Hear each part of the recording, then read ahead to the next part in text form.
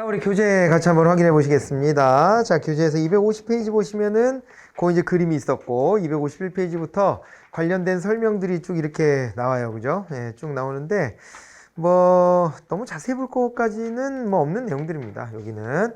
예, 그래서 그냥 쓱 지나가셔도 될 텐데 다만 252페이지 가보시면 그 위원회들이 있죠. 대통령 소속위원회, 국무총리 소속위원회 그렇게 나와 있는데 방통위하고 그 다음에 이제 국민권익위 그리고 이제 금융위, 공정거래위 이런 데들 보면은 여기에 이제 어디 소속이다라는 게 나와 있고요. 그 다음에 또 이제 중앙행정기관으로 본다 뭐 이런 표현들이 들어가 있을 거예요. 이제 그런 것들의 밑줄을 그어 놓은 겁니다. 확인해 보시고요. 자, 그 다음에 이제 부총리와 행정각부 253페이지인데 각각의 부들이 어떤 일을 하는지를 재미삼아서라도 한번 보세요. 여러분들이 나중에 뭐 직렬 고르거나 할 때에도 직렬이 아니라 직렬이야 뭐 다 선택했을 거고 나중에 가서 붙은 다음에 특히 뭐 일반 행정직 뭐 이러면은 붙은 다음에 어디로 갈지 모르잖아요. 예, 그럴 때 어디를 선택하는 게 좋을까 이런 거를 해보시는 것도 의미가 있을 것 같은데요. 네, 그러면서 자연스럽게 어디서 무슨 일을 하는구나 정도를 좀 익혀 놓으시면 될 것 같은데 아까 이제 앞선 시간에 지적해 드렸던 거 있잖아요. 그런 게 이제 핵심 관건이에요. 이게 서로 이게 혼선이 있는 것 같은 거를 이제 자꾸 물어볼 수 있으니까 그런 이제 지적해드린 부분들 중심으로 다시 보시면 될 것 같습니다. 자, 그리고 이제 넘어가서 254페이지에 부처 조직 이렇게 되어 있는데요. 여기 보시면 귤릭이라는 합자 기억나십니까? 네, 귤릭 같은 경우가 앞서서 이제 포스트 코브라고 하는 것으로 우리가 또 이제 소개를 받았던 그런 인물입니다. 그죠? 포스트 코브. 그 조직에서 단계를 얘기하는 거죠. 이게 이제 리더가 조직의 리더가 이거 조직 어떻게 끌고 가야 되냐 그랬을 때 포스트 코브가 있었는데 이뿐만 아니라 부처 편성의 기준 같은 것들을 또 제시를 해준 겁니다. 부처 편성의 기준이다 그랬을 때는 우리가 이제 부성화 같은 거 나눌 때 우리 조직의 원리 중에 하나가 부성화가 있었잖아요. 부성화 같은 걸 할 때 어떤 기준으로 이 부성화를 해야 되는가 뭐 이런 거랑 관련된 거라고 봐두시면 되겠죠. 먼저 목적 기능별 기준으로 부처 편성을 할 수도 있겠죠. 예, 그래서 이건 국방, 교육 이런 식으로 부처를 조직하는 것이다. 이게 뭐 기능별로 나누는 거죠. 왜 존재해야 되는 조직인지 혹은 이것이 뭘 맡아줘야 될지 기능별로 나누는 거 아주 보편적인 이 분류법이다 이렇게 볼 수가 있습니다. 그리고 과정과 절차별 기준 이렇게 해서 나와 있는 부분으로 가보게 되면은요, 요거는 이제 과정과 절차에서 꼭 거쳐야 될 그런 어떤 필수 의례적인 코스가 있을 수 있잖아요. 예, 그런 데를 통과하게끔 하는 겁니다. 감사원 같은 경우에는 예산은 무조건 감사원 한번 손 타야 됩니다. 그죠? 결산. 그러니까 예산 결산을 합쳐서 제가 지칭한 거예요.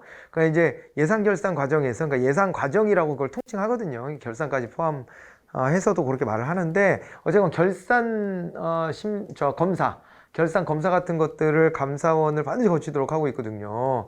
이것은요, 지난해에 쓴 돈을 올해에 들어와서 4월 10일부터 5월 20일까지 감사원에 넘겨야 돼요. 그러니까 4월 10일 전에 기획재정부가 다 결산을 봐가지고 이걸 갖다가 감사원에 보내면 감사원에서 해당 기간 동안에 요거를 이제 결산 검사라는 걸 반드시 하게 돼 있습니다. 그래서 그건 의례적으로 해야 되는 것이기 때문에 과정 절차별 기준에 감사원을 예로 든 거예요. 조달청은 또 뭐냐면 국가가 이제 국가 정부 조직이 어떤 물자가 필요할 때 이거를 아무 데서나 그냥 동네 슈퍼에서 쇼핑하듯이 사면 안 되고 조달청을 거쳐 가지고 공식적인 입찰이나 이런 것들을 통해서 이제 요거를 조달을 받을 수 있도록 이 절차를 두고 있는 것입니다. 그죠?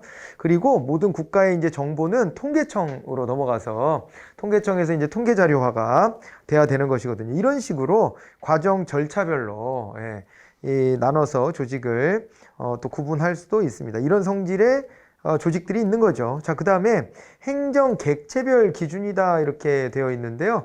거기 보시면 첫 번째 줄 끝에 가보시면 고객 중심의 조직이 또 있대요. 그죠?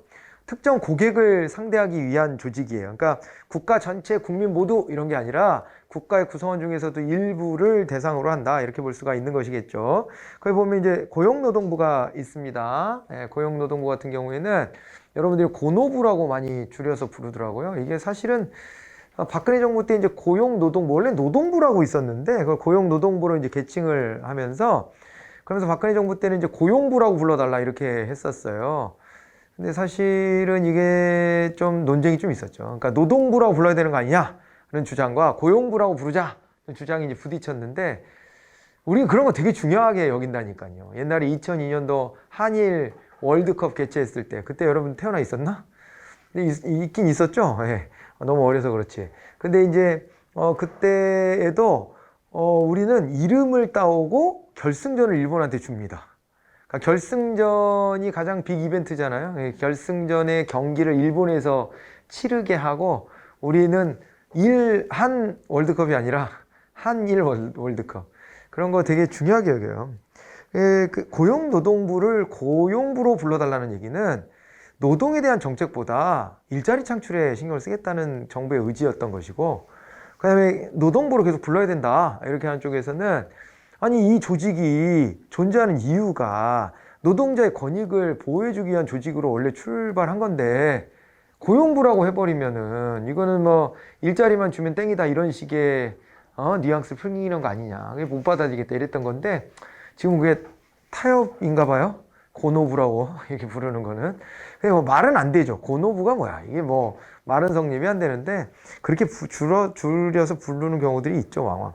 뭐 아무튼 고용노동부 같은 게 노동자를 대상으로 해가지고 이제 활동하는 정부 조직이다. 여성가족부는 이 여성과 가족 문제를 해결하는, 처음에는 여성부로 김대중 정부 때 처음으로 도입이 됐는데요. 그때는 지금보다도 훨씬 이 성차별적인 측면들이 뭐 노골적이었죠, 그때는. 예. 그때만 하더라도 90년대 후반이잖아요. 90년대 후반에는 많이 그랬고요. 민법이 양성평등의 방향으로 바뀐 거는 2000년대 넘어와서예요. 예. 거기 여러 차례 민법이 개정이 됩니다. 제 기억이 2005년, 2007년, 2012년 뭐 이렇게 막 자꾸 개정이 되면서, 지금은 이제 민법이 보면은 양성평등에 위배되는 조항은 딱 하나 있어요. 딱 하나가 뭐냐면 자는 부의 성가본을 따른다. 단 혼인신고 시에 모의 성가본을 따르기로 한 경우에는 모의 성가본을 따른다. 이것만 약간 차별이에요. 그러니까 일단 기준은 아빠 성을 따라라, 요 정도? 그러니까 제가 이런 말씀 드리는 이유는 그 정도로 차별적인 조항들을 싹 없앴어요. 예, 그러니까 예전에는 차별적 조항들이 수두룩했단 말이에요. 근데 그런 거 2000년대 넘어 싹 없어지죠. 예. 뭐 이제 그런 문제 등등을 또 이제 대변해 줬던 역할을 했던 게 여성부인데, 이후에는 이제 가족 문제까지 같이 분담하게끔 해서 조직이 유지는 되는데, 조직이 뭐 큰 조직은 아닙니다만은 지금도 뭐 일부 논쟁거리는 되죠. 그죠? 논쟁거리는 되는데, 존립해야 되냐, 뭐 더 이상은 존립 안 해도 되냐, 뭐 이런 거 갖고 막 논쟁하던데, 뭐 그건 각자의 뭐 생각과 판단, 주장이 있을 테니 여기서 뭐 크게 다루진 않겠습니다만은, 조직 자체가 큰 조직은 아닙니다, 여전히. 근데 가족까지 이렇게 넣어서 하고 있고, 가족 관계죠, 여기는 관계. 그러니까 뭐 보건이나 복제 관련된 거를 말하는 건 아닌 건 거고, 이건 이제 관계, 다문화 가정이나 뭐 이런 데들에 대한 신경 많이 씁니다. 청소년 문제 뭐 이런 거 있잖아요. 그런 것들에 신경 많이 쓰고, 가족 해체 문제 그런 걸 하고요. 국가보훈처가 있는데, 이거는 또 이제 조국과 민족을 위해서 헌신하신 분들, 그런 분들이 뭐 다치거나 아니면 돌아가시거나 뭐 했을 때 그 유족들이 또 있을 거고, 그런 분들을 대상으로 하는 데가 국가보훈처가 됩니다. 뭐 독립운동을 했다거나 아니면 한국전쟁 때 뭐 이렇게 희생을 입었거나 하는 분들이 주로 대상이 되겠죠. 자, 이제 그렇고요. 그리고 지나가 볼까요? 이제 그게 고객 중심으로 이렇게 되는 거고요. 취급 대상물 중심으로 보면 문화재청. 요거는 이제 사람을 대상으로 하는 건 아닌데, 사물을 대상으로 하네요. 그죠? 문화재를 대상으로 한다. 이런 게 있고, 산림청도 산림을 대상으로 하고, 그러죠. 산림청과 관련된 이슈가 하나가 있었죠. 아세요? 우리나라에서 자꾸 오래된 나무 벌목을 한다고.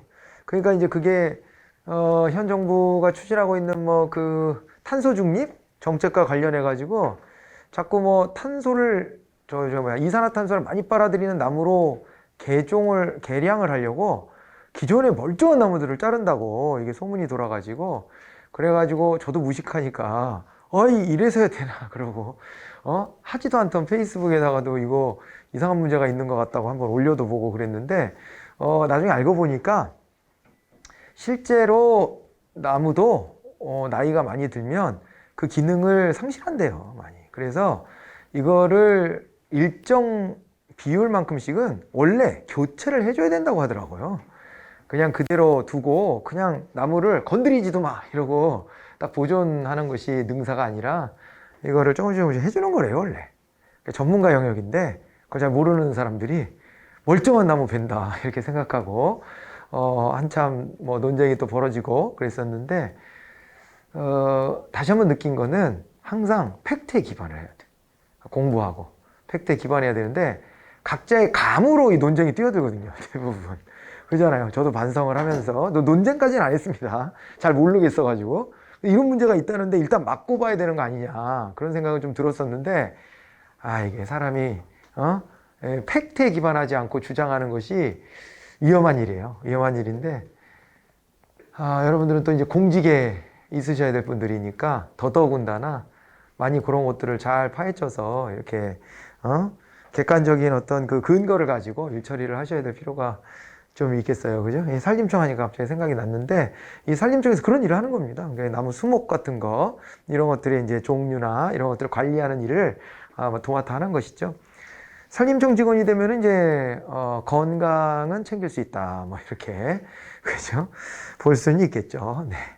자, 그리고 그 다음에요. 네, 여기 이제 지역별 기준으로 이제 가는 겁니다. 여기 보면은 지역별로 이렇게 편성하는 건데, 우리가 이제 지역별로 편성하는 것들은 그 뭐라 그럴까요? 지역 이름을 붙여가지고 기관들을, 이를테면 아까 이제 지사 같은 개념 얘기했었잖아요. 우리 저 매트릭스 조직 얘기할 때 그런 것처럼 지방에도 각 관공서들이 또 이렇게 각각 좀 이렇게 쪼개져서 거기에서 이제 그 지역 주민들에게 맞는 특화된 서비스를 하려고 노력을 또 하기도 합니다. 그럴 필요도 솔직히 좀 있는 거거든요. 예를 들어서 뭐 이제 보건소 같은 데만 하더라도 보건, 방역 이런 일들을 할 때, 그럴 때 보면은 지역마다의 편차가 있습니다. 지역마다의 특성, 우리나라는 땅이 작음에도 불구하고 그런 것들이 있어요.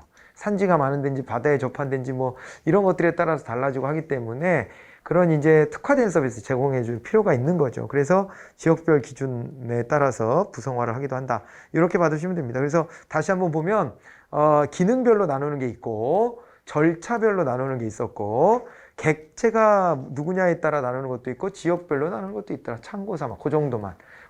예. 아주 중요하면 제가 판서도 하면서 막 했었겠죠. 그죠? 예, 그렇게까지는 안 했잖아요. 그러니까 그렇게까지 중요한 건 아니고, 요 정도로, 나누는 기준을 나눠볼 수 있구나. 이렇게 구분해 볼 수 있구나라고만 생각하시면 될 것 같습니다. 그래서 그 밑에 다시 한번 부서와 그래가지고 기능부서와 사업부서와 지역부서, 혼합부서 뭐 이런 것들이 나와 있습니다. 지나가 보시죠. 요건 좀 중요합니다. 이제 개선과 막료에 대한 비교는 많이 좀 중요해요. 그래서 요거 뭐 거기 쭉 나와 있는 건 여러분들 한번 읽어보시고요.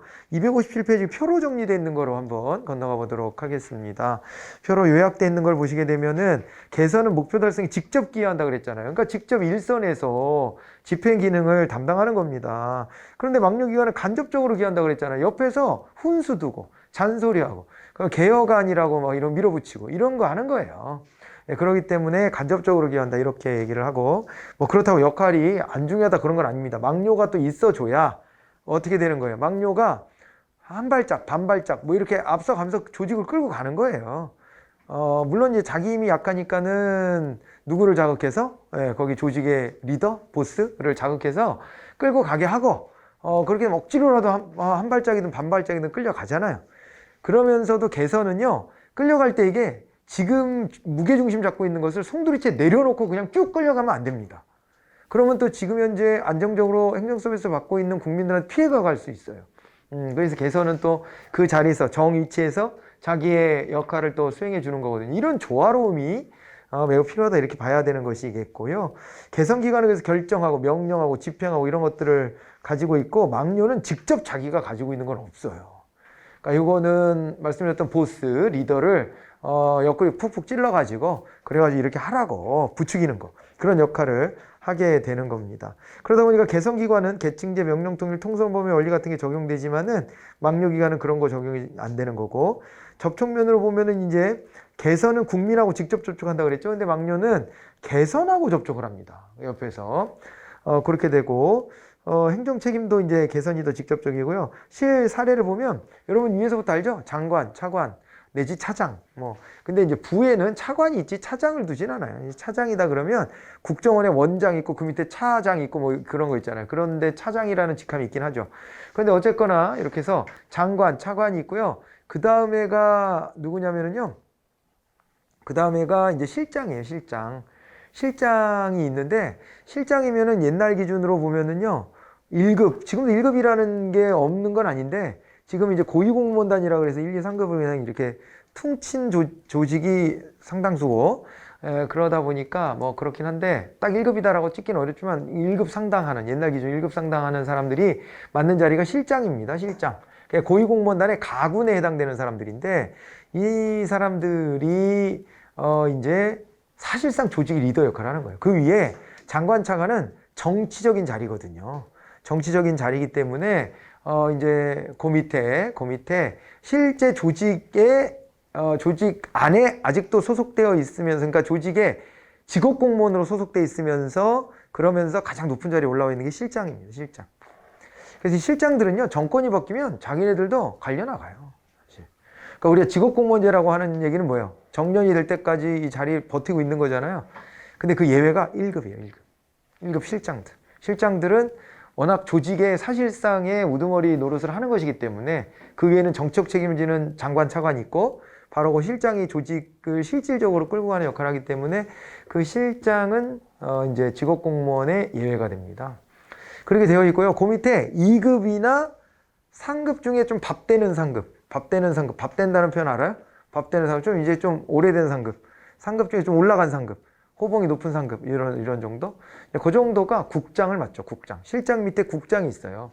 실장 밑에 국장이 있는데 국장까지가 이제 실장 국장이 고위공무원단으로 이제 운영이 되는 것이고 그 밑에가 이제 과장이에요. 과장 실장 밑에가 과장 그 밑에 계장이 있고 그리고 이제 그 밑에는 우리가 이제 주무관이라고 통칭해서 부르기도 하는데 실무 공무원들입니다. 실무 공무원들. 그래서 6급 이하의 공무원들은 실무 공무원으로 통상 이제 구분을 한다고 보시면 돼요. 여러분들이 국가직으로 가면은 국가직에서 나름 여러분들이 이제 그 의사결정 라인에 좀 들어가려면은 이제 5급 이상 이렇게 좀 올라가야 의사결정 라인에 좀 포함이 된다고 봐야 돼요. 국가직은 이게 어쩔 수 없어요. 이게 워낙 급수가 높게 형성되어 있습니다. 근데 지방직은 좀 다르죠. 지방직 같은 경우는 뭐 이제 과장 정도 하려면 5급 정도 뭐 하면은 과장을 할 거예요. 5급, 4급 정도가 뭐 국장 좀 하고 3급이면은 뭐 이제 부시장이나 뭐 이런 정도까지도 갈 수 있으니까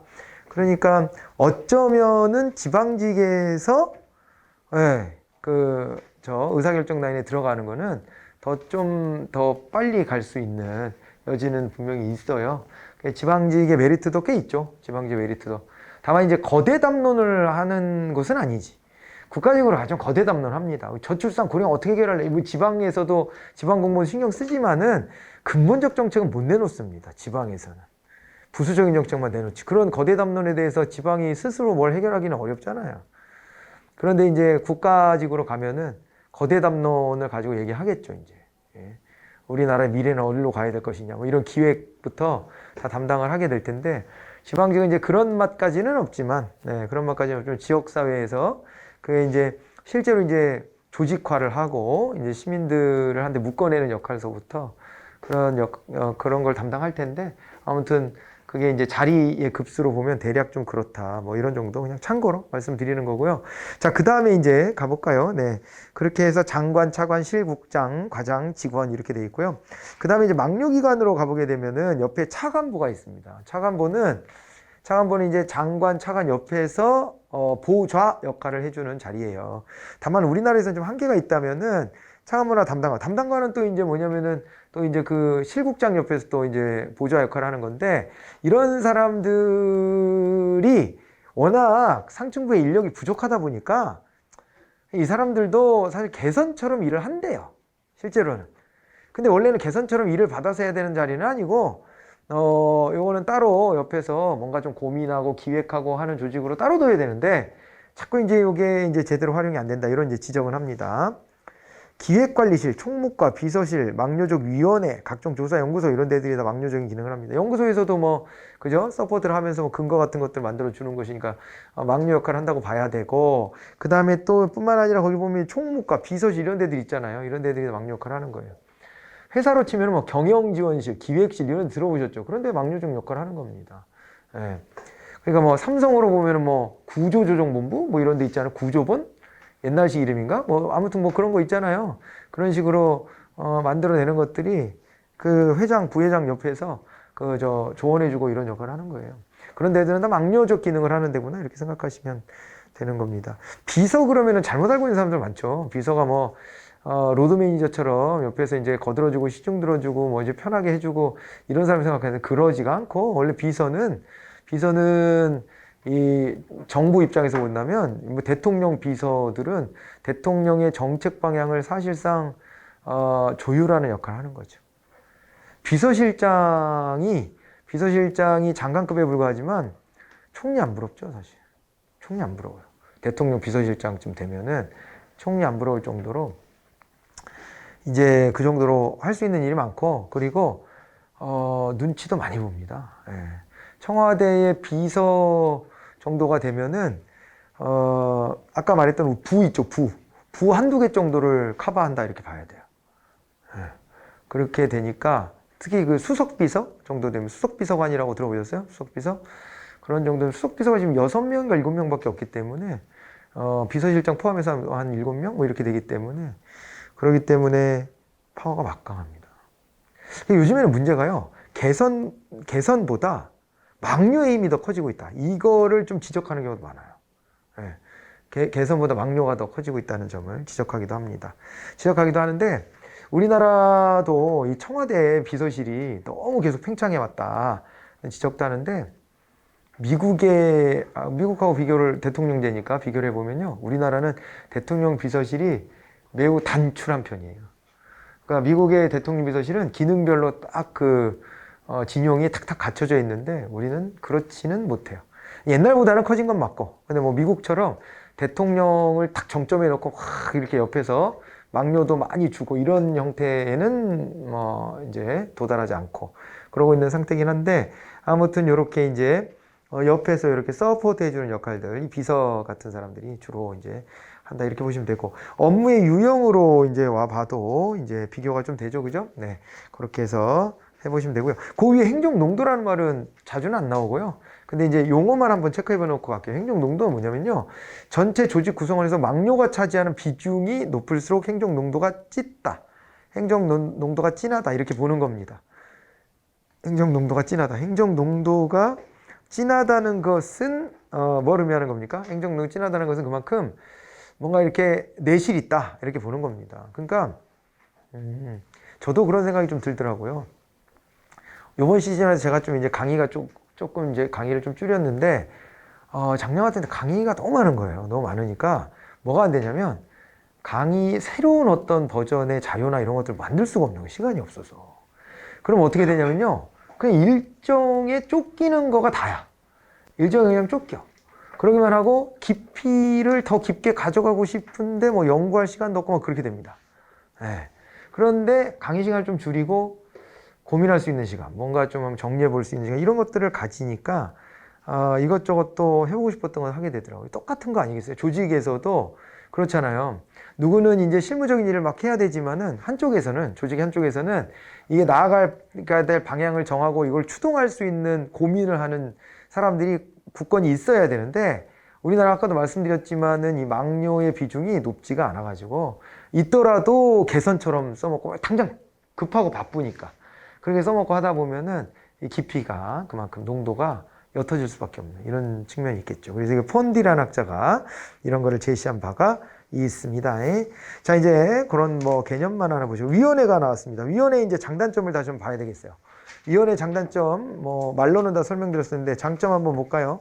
집단적 결정과 합의, 이런 거죠. 이 장점이라는 게 집단지성을 활용할 수 있다는 겁니다. 혼자 결정하는 것보다는 실패 확률을 좀 줄여줄 수 있다는 것 아니겠습니까? 그죠? 그렇게 되고요. 그 다음에 신중하고 공정한 결정 그랬습니다. 신중하고 공정한 결정 그랬는데 신중하고 공정하게 결정할 수 있다. 이게 무슨 얘기입니까? 혼자 있는 것보다는 여러 사람이 있으니까는 상대방이 반론 제기도 할 수 있고 문제점 지적도 할 수 있고 그러잖아요. 그런 걸 장점으로 본 거고 합리적인 결정이 됩니다. 그래서 그리고 관료주의 지향. 관료주의는 상명하복이잖아요. 그리고 밑에 있는 사람들은 생각하는 습관이 안 길러져 있잖아요. 그거 되게 중요해요. 이게 그런 태도가 익어지는 거거든요. 그냥 그죠? 왜 그러잖아요. 우리나라 젊은 청년들처럼 이렇게 열심히 사는 청년들이 지구상에 어디 있겠어요. 그런데 막상 기업에서는 이거 뭐 뽑을 인재가 없어 이런 막 망발을 한단 말이에요. 그래서 왜 저따구 소리하나 다 열심히 노력하고 사는데 왜 그래? 이렇게 보면은 훈련이 우리나라는 수동적으로 뭘 받아들여서 지금도 그런 수업을 하고 있는 거예요, 사실은. 그러니까 재밌게 토론할 수 있는 거리가 많은데 제가 그냥 쓱 지나가는 거잖아요, 지금. 여러분들하고 그런 토론 수업을 하면은 너무 재밌을 것 같은데 할 수가 없죠. 우리는 그런 성격으로 만난 게 아니고 우리는 그렇다 쳐. 그래서 학교도 심지어 주입식으로 많이 가기 때문에 주입식이 꼭 나쁜 것만은 아니지만은 그렇지만 일정 부분만 주입하고 그 다음에는 스스로 사고하게끔 해주고 해야 되는데 그 과정을 못 하고 있죠. 그러니까는 기업이나 이런 데서 아쉬움을 잡고 이제 토로하는 경향도 있는 거 아니겠어요? 이 관료 조직도 그런 문화가 되게 중요한데 관료 조직 자체도 어떻게 돼요? 자기가 창의적으로 생각하고 자기가 뭘 발언하고 자기가 뭘 주도하고 이럴 필요가 없는 조직입니다. 여기도.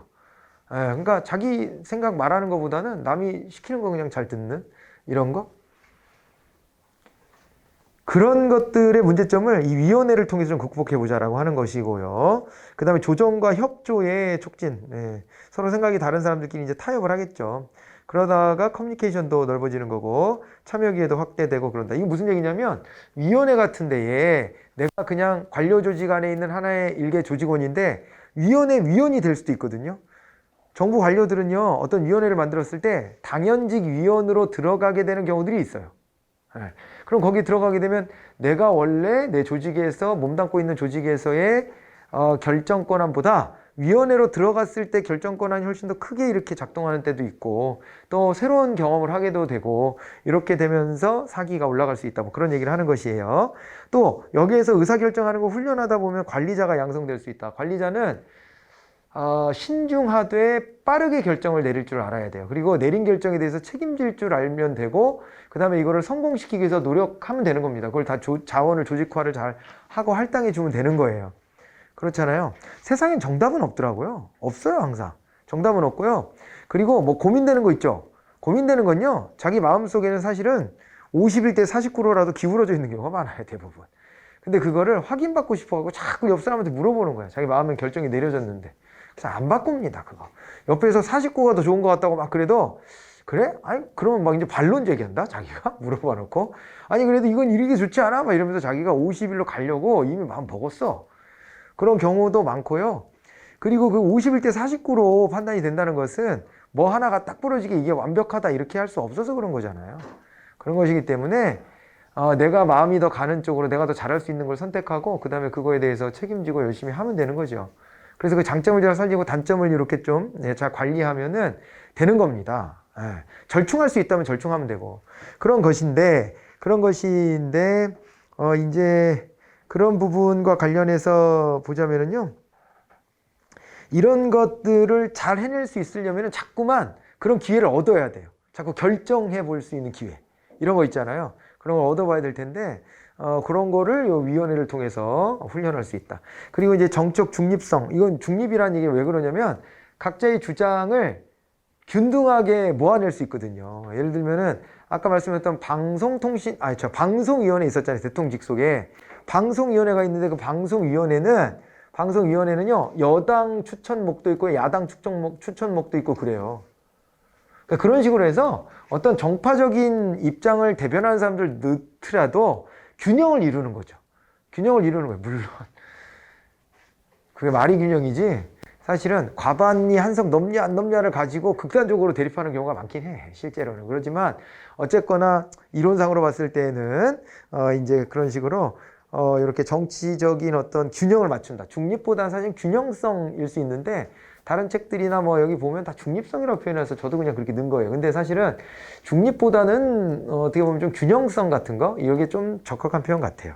자, 그렇고 그다음 안정성과 계속성의 확보 같은 거 이런 것들이 가능하다. 그러니까 위원회 같은 걸 한번 만들어 놓고 의사결정을 하잖아요. 그러면요 의사결정이 정권이 바뀌어도 쉽게 크게 잘 안 바뀌어요.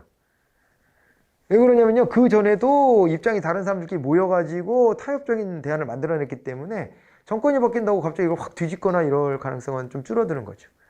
줄어드는 거죠. 그죠? 그래야지 사회가 좀 안정적이 되죠. 민주주의도 맹점이 많아요. 고민되는 점이 많이 있습니다. 사실은. 민주주의의 맹점 중에 하나가요. 정권이 바뀌면 기존에 했던 정책은 어떻게 해야 되는 것이냐. 이 과제가 항상 남지 않아요? 북한하고 남한하고 대화할 때 북한은 계속 북한이 우리한테 약속 안 지킨다 자꾸 그러죠. 미국하고도 그래요, 북한이. 근데 북한은 거의 왕조 같잖아요. 얘는 일관성이 있습니다. 김일성 때부터. 심지어 유은 통치 뭐 이런 거예요. 우리 민족 효사상이 남아있잖아요. 그래서 걔네는 그 유은 통치 이런 식으로 해요. 그래서 일관성이 꾸준히 있어요. 우리는 없지. 정권이 바뀌는데. 어떻게 일관성이 있어? 미국도 정권이 바뀌는데. 일관성이 있을 수가 없지. 그게 민주주의에서 좀 고민거리긴 해요. 근데 그래도 국가 대 국가로 외교적인 것들을 했을 때 이거를 그죠? 외교적인 걸 했을 때 이거를 다음 정권이 와서 뒤집어 버리는 것은 연속성도 떨어지고 신뢰성도 떨어지고 문제가 있지 않냐 뭐 이런. 때로는 근데 그렇게 할 필요가 있을 때는 잘 이용해 먹기도 하고 그러기도 하죠. 논란이 되는 게 그런 거잖아요. 일본이 우리한테 계속 항의하는 게 뭔지 알죠? 항의하는 박근혜 정부 때 위안부 합의 다 했다 이거야. 다 하고 돈도 줬다. 보상금 줬는데 문재인 정부 오더니 뒤집었다는 거지 이걸. 예, 그래가지고 왜 약속 안 지키냐 이렇게 하는 건데 어떻게 보면은 뒤집고 싶은데 과거에 약속이 있어서 뒤집기 어려울 때 그때 정권이 바뀌어가지고 야 이거는 여론이 안 맞는데 이러고 뒤집기도 하고 그러기도 하는 건데 근데 이게 그 사안은 좀 논외로 하고요. 그 사안은 너무 민감한 사안이고 그 사안은 또 여러 논쟁이 있을 수 있는 사안이고 그거 이외에도 정권이 바뀌면 철학이 다르니까 기존에 왜곡하고 맺었던 것들도 막 뒤집는 경우도 있거든요. 딜레마죠. 딜레마예요. 뭐가 옳은가? 정권이 바뀌고 국민 여론이 달라졌으면 달라진 여론 따라가는 게 맞지 않냐 이렇게 볼 수도 있어요. 그럴 수도 있고 어렵지. 또 하나 민주주의는 개인의 권리를 신장시켜주죠. 그 얘기는 거꾸로 말하면요. 개인주의가 너무 팽배해져요. 공동체주의가 무너집니다. 이에서 얻는 게 있고 잃는 게 있고 다 그래요. 다 모든 제도는 다 그러게 마련이에요. 그렇게 되는데 위원회 제도가 민주주의적인 결정 아닙니까? 그래서 한번 결정되면 그 결정이 타협적 결정이 되고 그러고 또 이제 지속성도 있고 그렇게는 되는데 그런데 이제 그게 꼭 장점이냐 그런 문제는 제기는 할 수 있어요. 왜냐면은 이러면 술에 술 탄 듯 물에 물 탄 듯 뭐 이렇게 될 수도 있는 겁니다. 그러잖아요. 타협적 대안이라고 하는 것은 어느 쪽도 만족을 못 시켜준다는 얘기가 될 수도 있어요. 그런 거는 민주주의의 근본적인 이제 문제점이고 그게 위원회 제도에서도 나타날 수 있다. 그거를 알아두셔야 돼요. 자연스럽게 단점으로 가보죠. 결정할 때 인간이 많으니까는 여기서 이제 비효율성이 있을 수 있고 아까 말씀드렸죠. 비밀성 확보가 좀 어려울 수 있어요. 비밀 유지가 잘 안 될 수 있습니다. 비밀 유지가 안 돼. 왜냐? 우리 비밀을 지키기로 했어. 논의가 어디까지 갔는지 비밀 지키기로 했는데 궁금한 사람이 가서 물어보잖아요. 기자들이 가서 마이크 들고 우리 그거 이제 비공개 회의하고 이러고 있기 때문에 말할 수는 없다. 그런데 자꾸 집요하게 뭘 하나 물어보면 뭐 내가 말해줄 수는 없고 뭐 다만 분위기는 좀 이랬다 뭐 이런 식으로 이제 한마디 얘기해주고 그러면 이제 그거를 사람마다 다 찔러가지고 요만큼 정보를 모아서 기자들이 이거 막 조합해내는 거예요. 조합해. 그렇게 하다 보면 이거 다 또 새나가고 또 그렇게 됩니다. 그래서 이게 혼자서 탁 조용히 자기만 생각하고 있다가 탁 결정된 사항을 탁 알려내는 이런 방식보다는 이 비밀 유지가 안 될 수밖에 없어요. 그렇습니다. 경비증가 다시 나왔고요. 책임한계 불명확. 이거 얘기했죠? 책임을 분담한다는 장점으로 얘기할 수도 있지만 거꾸로 아무도 책임지지 않는다라고 하는 문제점으로 얘기할 수도 있는 겁니다. 타협적 결정으로 합리성이 저하된다 아까 얘기했던 것이고 비리더십의 결여와 통솔력의 약화. 그러니까 누군가 주도하는 사람이 없어요. 내가 원하는 방향을 막 밀어붙이는 사람도 없고 뭐 그럴 수 있죠. 소수 유력위원회 전제와 이건 또 무슨 얘기냐면요. 근데 또 현실적으로 이럴 수도 있어요. 위원회 위원들 다 모아놨는데 회의를 막 하는데 그 속에서도 목소리 크고 말 많이 하는 인간이 있어. 근데 그러면서 나는 논리적이야. 그래가지고 확 얘기를 하는데 사람들이 확 빠져들어서 듣다 보면 맞나? 이렇게. 그러면은 이게 위원회의 장점이 안 살잖아요. 그럼 한 사람의 위원이 자기가 원하는 방향 확 그저 분위기를 막 해서 하다가 막 그렇게 결정될 수도 있다는 거 아니에요.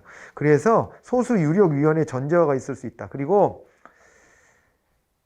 여기서는 위원회에서는 결정만 하고 딱 넘기기 때문에 사무국, 그 밑에 실제 사무국에서의 우위가 또 올라갈 수도 있다. 뭐 그런 얘기들을 하는 겁니다. 장단점을 찾을 수 있을 정도만 익숙하게 만들어 놓으시고요. 유형은 이제 행정위원회하고 막료족위원회 말씀드렸었죠. 예, 그렇게 했고, 그래서 이제 그 행정위원회는 여기 이제 법적 구속력을 갖는 결정도 하고 자기네가 결정한 것이 그대로 효력이 가져지게끔 하는 게 행정위원회다 이렇게 얘기했고, 막료족위원회는 이제 그러지는 못하고 뭔가가 이제 빈틈이 있는 거예요. 심지어 이 행정위원회랑 가장 유사해 보이는 게 말씀드렸던 이제 의결위원회인데, 의결위원회도 그것이 자기네가 의결한 거대로만 집행되게끔 강제성을 가지면 그거는 행정위원회로 봐줘야 되고, 의결위원회 중에서는 결정은 이렇게 합시다 라고 결정을 내렸는데 나중에 가서 그 결정 내린 것을 다른 주체들이 이건 안 되겠다 그러고 뒤집는 거를 못 막으면 그거는 행정위원회가 못된 거예요. 이해가 되죠? 네, 그런 차이로 보시고, 그 다음에 이제 독립규제위원회라는 것이 있는데 이거는 우리나라 사례에서는 잘 없고요. 시험도 잘 많이는 안 나오고요. 미국에서 예전에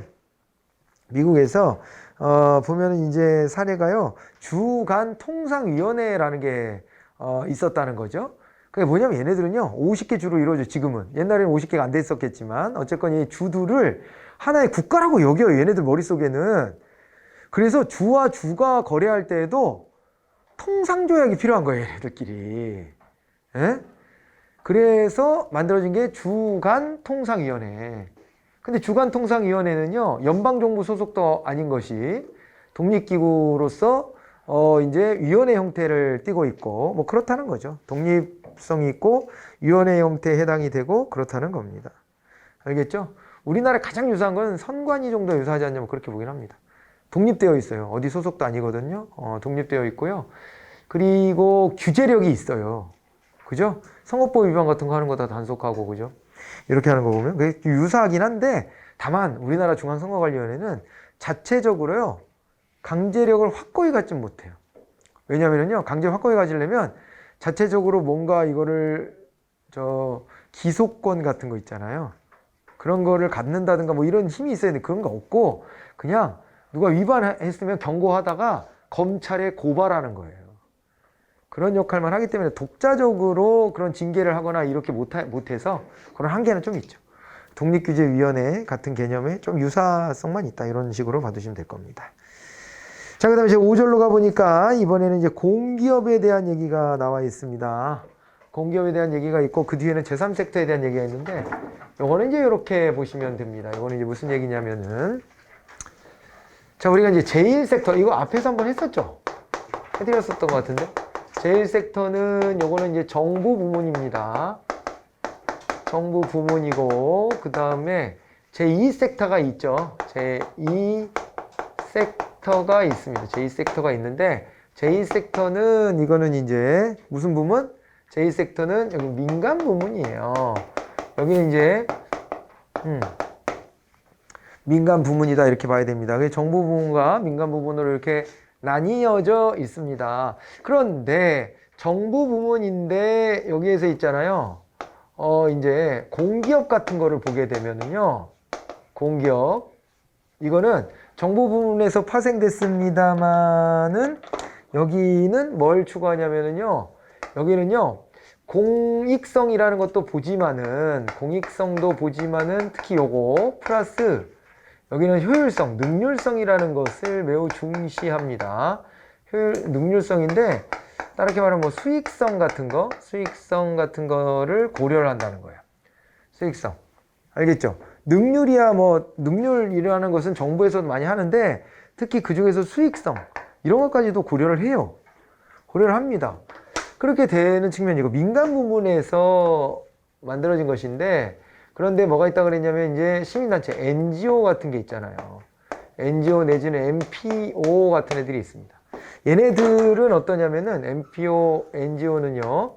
요거는 또 이제 공익을 추구한다는 게 이 민간인데 공익을 추구한다는 거. 그러니까 이게 보니까 얘들은 수익을 추구하고 아니 정부 사이드인데 얘네는 민간 사이드인데 공익을 추구하고 이게 좀 그죠? 독특한 거죠. 그래서 요 영역을 따로 묶어 갖고요. 요 가운데 영역을요.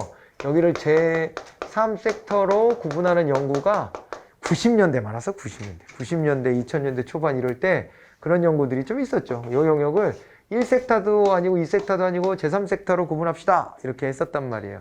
제3섹터로 구분합시다. 이렇게 하기도 했었다. 그 중에 이제 공기업에 대한 얘기를 한번 좀 보도록 하죠. 공기업에 대한 얘기를 하는데 뭘 말씀드릴 수 있냐면은요. 이런 말씀을 드려볼게요. 이게요, 공공기관이라고 하는 게 있습니다. 이 공공기관은 법마다 공공기관이라는 말을 쓰면서 그 개념 정의를 다르게 내려버려요. 그러기는 하는데 공공기관 운영 등에 관한 법률이라는 법이 있습니다. 그 법에서 정한 공공기관을 한번 얘기해 보려고 해요. 이 공공기관은요, 기재부 장관이 기획재정부 장관이 지정하고 고시합니다. 그 공공기관을 말하는 거예요. 다른 데서 말하는 공공기관 말고. 그래서 공공기관 운영에 관한 법률 있잖아요. 여기를 보자는 건데 기재부 장관이 지정고시하는데 이게 1월 말까지 매년 1월 말까지 지정고시를 합니다. 지정고시를 하고요. 지정고시를 하는데 이 종류가 어떻게 나눠지냐면 종류가요. 여기에 공기업이 있고요. 공기업이 있고 그 다음에 준정부기관이 있어요. 준정부기관이 있고 그 다음에 기타 공공기관이 있습니다. 이렇게 나눠지는데 공기업으로 규정되려면 요건이 좀 필요합니다. 따로 별도로 요건이 필요한데요. 기업의 형태로 되어 있고 그러면서 지분의 50% 이상을 정부가 보유해야죠. 그래야지 공기업이라고 할 수 있죠. 안 그러면 출자 정도 했다 이렇게 말해야지 공기업이라고 말하지 않습니다. 자, 공기업이 이렇게 되면서 그러면서 그 안에서 또 뭐가 있냐면 자, 시장형 공기업이 있고요. 시장형 공기업이 있고 그 다음에 준시장형 공기업이 또 있습니다. 시장형 공기업과 준시장형 공기업이 있는데 시장형 공기업이다 라고 하면 이 요건을 좀 우리 알아두고 가자고요. 시장형 공기업이다 그랬을 때는요. 여기는 이제 자산 규모가 2조 원입니다. 2조 원 이상 되어야 돼요. 자산 규모가 2조 원. 장난 아니에요. 2조 알아? 조? 억이 만 개가 1조잖아. 억이 2만 개. 억 하나 갖기도 진짜 억 소리 나는데 2만 개. 그러니까 사이즈가 좀 있다는 얘기입니다. 사이즈가 꽤 있고 그러면서도 공기업은요. 수익성을 추구한다고 그랬죠. 그런데 자체적으로 수익 100% 자기네 흑자 보면서 돌아가는 데는 정말 드물어요. 그거 정말 드물고요. 그래서 야, 니네 필요한 경비를 85% 이상 충족만 해도 대박이다 니네. 그렇게 보는 거예요. 왜냐면 이 공익성이 따라다니기 때문에 안 돼. 수익을 보기가. 수익을 보는 게 쉽지가 않아요. 그죠? 그래서 이게 자산 규모 2조 원 이상이면서 플러스인데요. 플러스 엔드입니다. 엔드 자체 수입 비중인데요. 자기네가 이 써야 될 돈 다 충당하는 게 자체 수입으로 충당한다. 그 비중이 그러니까 이게 정부나 이런 데서 여기로 이제 돈을 보내주고 이렇게 전입전출한다 그러거든요. 이제 예산을 갖다 투여해주고 이런 거를 할 때 거기에 의존하지 않고 자체적으로 수입 비중이 85% 이상이다. 그러면은 이것을 시장형 공기업이라고 하는 겁니다. 시장형 공기업. 그리고 여기에서 뭐 하나라도 좀 떨어지지만은 그래도 공기업이다. 이렇게 지정을 할 때는 준시장형 공기업으로 지정을 하는 것입니다. 준시장 공기업으로. 됐죠? 그래서 이게 보면은 그런데 항공마사회 이런 데도 준시장형 공기업.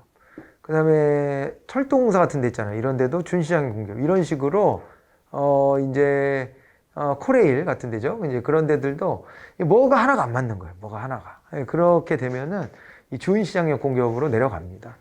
그래서 뭐 그 종류까지 우리가 딱딱 외울 필요까지는 잘 없지만 가끔 잔인하게 물어볼 때가 있어.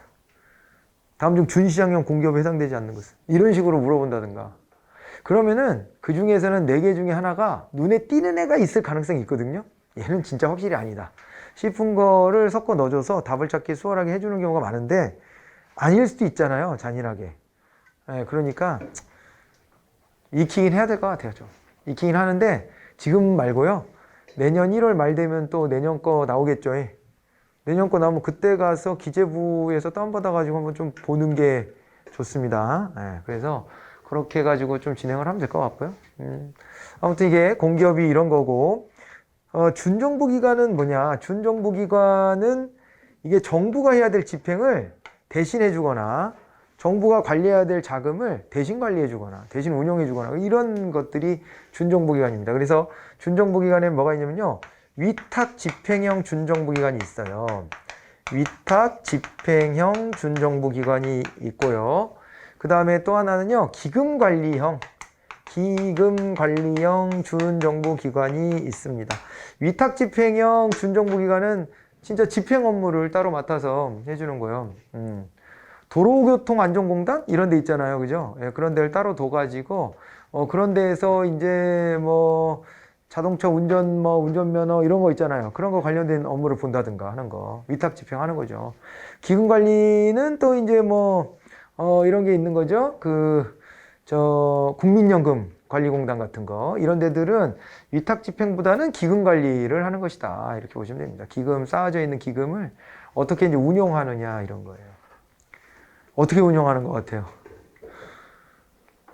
그거 주식 채권 시장에 굴리는 거예요, 계속.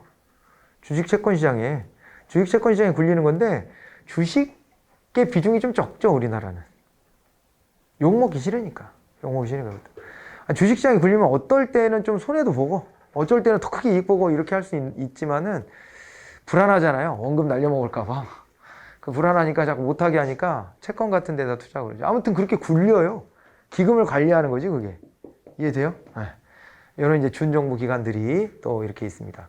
그러니까 꼭 그걸로만 나눌 수는 없는데 대체로 공기업은 공사 이름이 많이 붙어 있죠. 근데 공사 이름 붙어 있는데 기재부 장관이 야, 이건 준정부 기관이야 이렇게 지정하기도 해요. 그래서 꼭 공사공단으로 탁 나눠지진 않아. 그러긴 하는데 대체로 여기 공사공단 이렇게 여러분들이 취업 생각할 때 떠올렸던 애들이 주로 여기에 들어가는 거예요. 얘네 공공기관은 그래서 얘네도 정년이 보장되고 막 그러잖아요. 아시죠? 정년이 보장되고 그래서 여기 가려고 그런 거 아니에요?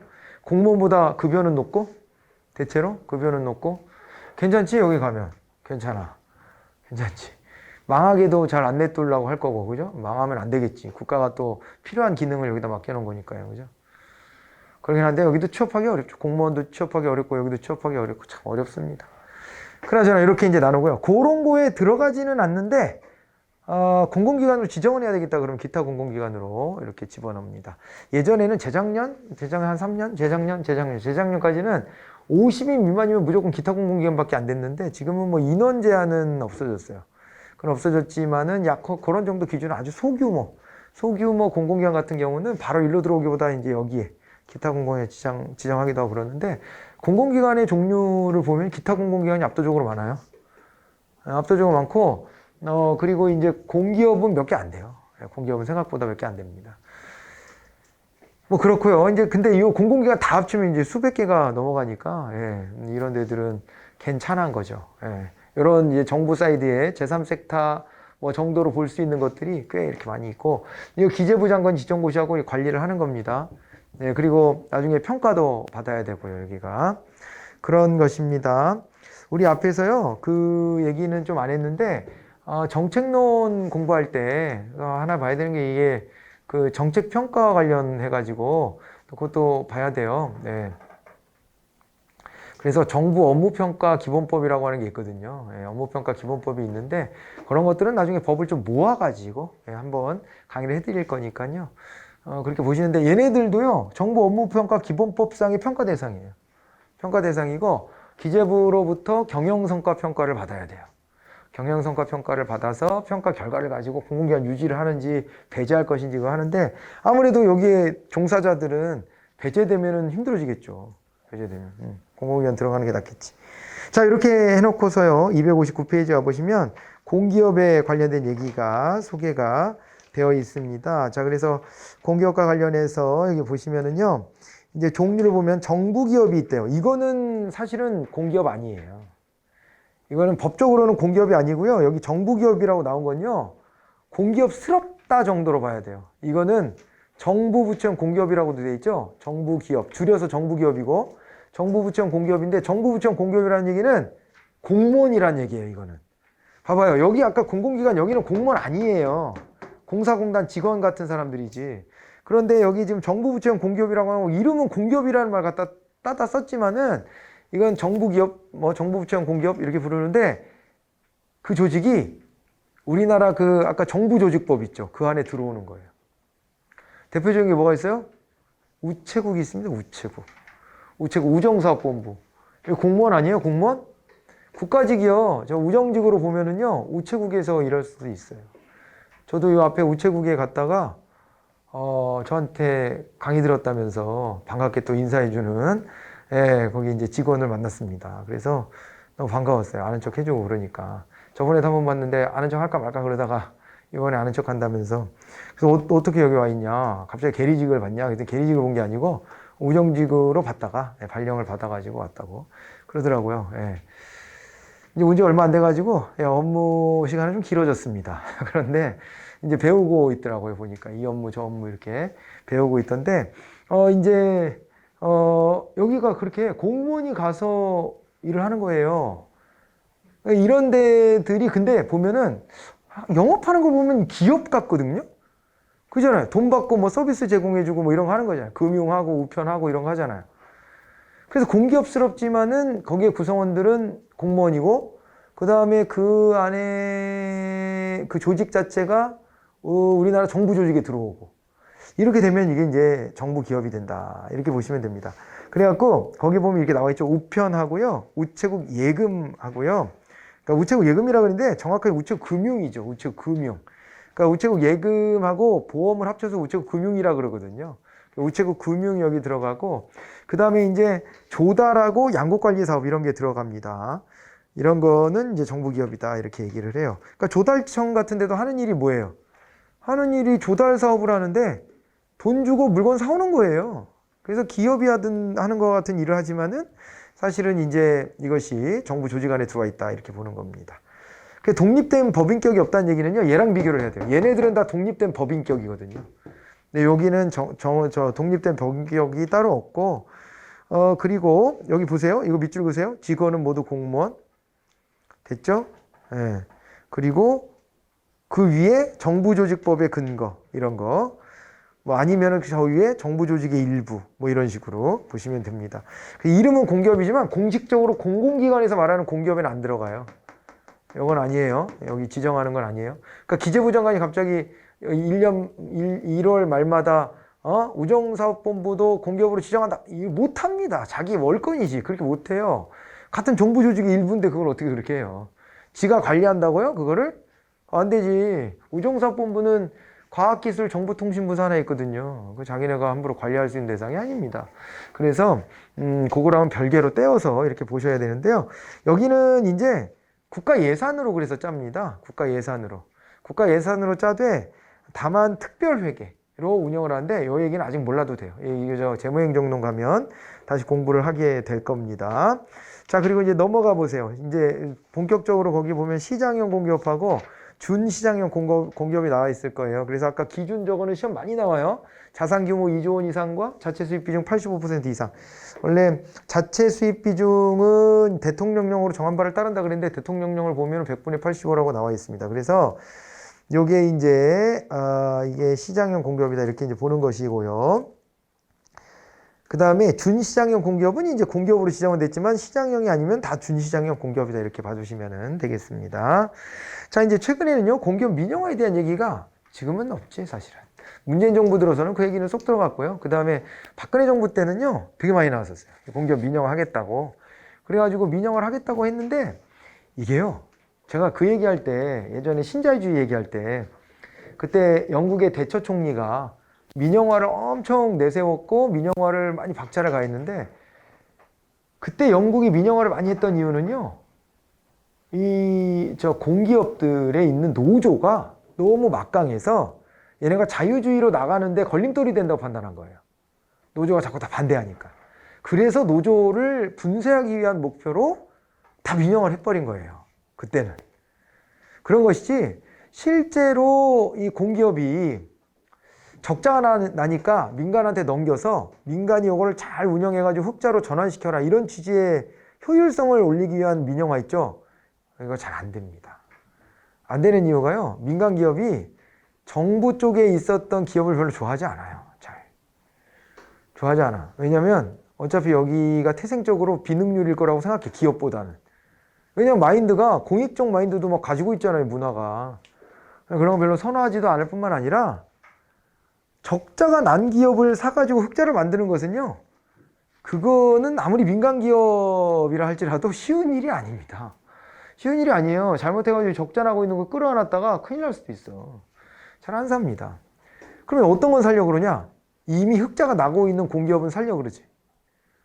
그런데 이미 흑자가 나는 공기업을 왜 팔아야 되죠? 정부는 그걸 왜 팔아야 되는 겁니까? 팔아야 될 이유가 뭐야?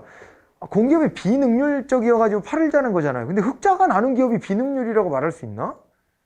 그럼 팔 이유가 없잖아요. 안 맞는 거예요. 그래서 조건이, 거래 조건이. 그래서 우리나라도 이게 철학적인 부분이어서 보수 정권 집권했을 때 민영화하겠다 하다가 안 사니까 민영화할 수 있는 걸 찾다가 이제 뭘 했냐면은 찾다가 겨우겨우 한번 비스무리꾸리하게 한 게 SRT 만든 겁니다. SRT. SRT는 수서발 KTX라고 불렀던 거거든요. 원래 처음에는 수서에서 출발하는 KTX. 강남에서 우리나라는 정책이 아무래도 강남 중심으로 가요. 이거 뭐 사람도 많이 왔다 갔다 하기도 하고 기득권에 가까운 사람들이 많이 살잖아, 실제. 뭐 현실이지 뭐. 우리가 저 다원주의 하다 보면은 힘센 집단의 이익을 더 들어준다 그렇게 했잖아요. 그러니까 거기에 굳이 서울역까지 오기 힘들다고 그 강남에 수서발 KTX 만들면 뭐 좋긴 하죠. 만들면 다 같이 그 라인에 있는 사람이 이용하기가 편리하긴 하지만은 막대한 돈이 들잖아요. 뭐 이런 걸 결정하는데 여기를 이제 민간 자본으로 한 거죠. 그래서 SRT는 민간 업체예요. 민간 업체가 합니다. 그래서 동탄 지나서 어디서 만나? 평택쯤 지나면서 만나나 그러는데 거기까지는 자기네 철로로 투자해서 그 철로를 이용하고 나머지는 공동으로 이용하고 그렇게 하거든요. 그렇게 운영하는 거 정도를 했지 못했어. 그때 사실은요 KTX 자체를 민영화하려고 하는 시도가 있었어요. 정부에서. 그런데 이게 비판에 직면한 게 아까도 말했지만 철도공사의 모든 사업은 적자지만 KTX만 흑자예요. KTX로 흑자 봐서 나머지를 메꿔주는데 그 흑자 나는 것만 톡 떼갖고 팔겠다 그러면은 원래는 통으로 한번 민영화해보려고 그랬는데 안 사거든. 누가 무궁화호를 사요 그걸. 안 사, 돈 안 된다고. 요금 통제를 안 할 것도 아니고 국가가. 안 사니까 KTX만 떼어서 팔려고 그러다가 비판에 직면했고 비판을 받다 보니까 자기들 생각해보니까 그렇긴 하잖아요. 흑자가 나는 거 왜 팔지? 그럼 나머지 뭐 새마을호, 무궁화호 적자가 너무 누적돼서 더 힘들어질 것 같고 그러면 이거는 아닌 것 같다. 이렇게 된 거고 인천공항 팔으려고 그랬고 인천공항 흑자가 나는 거 민영화한다고. 근데 이제 그것도 세계적으로 평가가 좋은 공항이어서 굳이 민영화할 필요가 없다 이런 반대 직면하면 명분이 없어요. 그러면 이제 뭘 의심하냐? 그런데도 만약 밀어붙이면 이건 철학의 문제가 아니라 뽑아 먹으려고 그러냐? 이런 식의 이제 비판이 따라오기 때문에 부담되죠. 그렇게까지는 안 합니다. 그래서 이제 하다가 이제 멈췄죠. 이렇게 힘들어. 그럼에도 불구하고 신자유주의 시대 이후에는 이 민영화가 계속 이제 추구는 되는 거예요. 특히 영국에서는 그거를 재미를 본 겁니다. 영국에서는. 그런 정도로 봐두시면 되겠습니다. 자, 그래서요, 요거 하나만 좀 체크하고 잠깐 쉬죠. 이 261페이지 그 위에 표를 보시면은 법이 좀 다르죠. 정부부처형 공기업은, 이 정부기업은 정부조직법이에요. 정부조직법입니다. 근데 시장형 공기업과 준시장형 공기업은 특별법 또는 상법으로 간다. 이런 식으로 보시면 되겠습니다. 그리고 출자 재원도 정부부처형 공기업은 이제 특별회계로 운영한다. 그리고 이제 그 직원 신분도 정부부처형 공기업은 공무원이고, 그리고 이제 회계법도 정부기업예산법 따로 있어요. 정부기업예산법은 정부기업이라는 게 정부부처형 공기업을 말하는 거니까 요 예산에 적용받는 데들을 이제 지칭하는 것이고요. 나머지는 공공기관 운영에 관한 법률이 있다 그랬죠?